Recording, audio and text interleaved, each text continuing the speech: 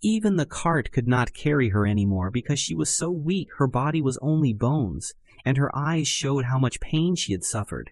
Her old owner used her day and night and only gave her food once a week. He even separated her from her little baby, though she was still a mother and needed care. This is how cruelty pushed her to the edge. When my dear friend John Miller, founder of the Bright Hope Rescue, saw her condition, he could not believe it. He decided to buy her from that cruel man who treated her like nothing. He called me and told me he would bring her to me and also promised to cover her expenses and those of other rescue cases too.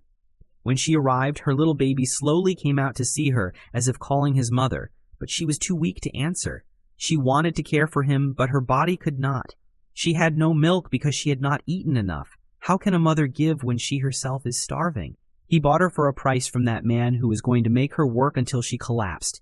I gave her a new name, Grace, and I called her baby Sam, after the area they were found in. This new chance meant everything for them. She was so weak she could not even stand. But I saw in her eyes she still wanted to feed her baby and protect him. Her legs were swollen and her back carried deep wounds.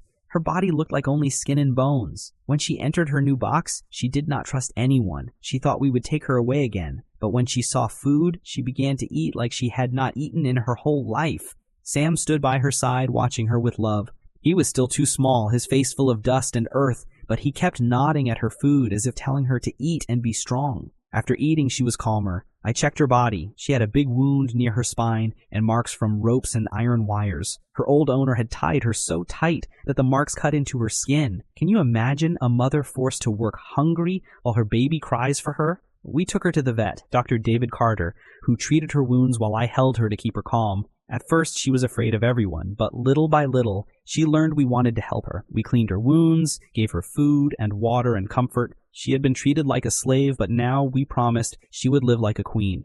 Over the last years, we have rescued many horses from the streets, each one with a sad story. But this was the first time we rescued a mother and her baby together. It showed the worst face of cruelty, but also the hope of love. Sam stayed close to his mother all the time, as if telling her, "Do not give up." When I got too close to her wound, she lifted her head fast and hit me on the forehead.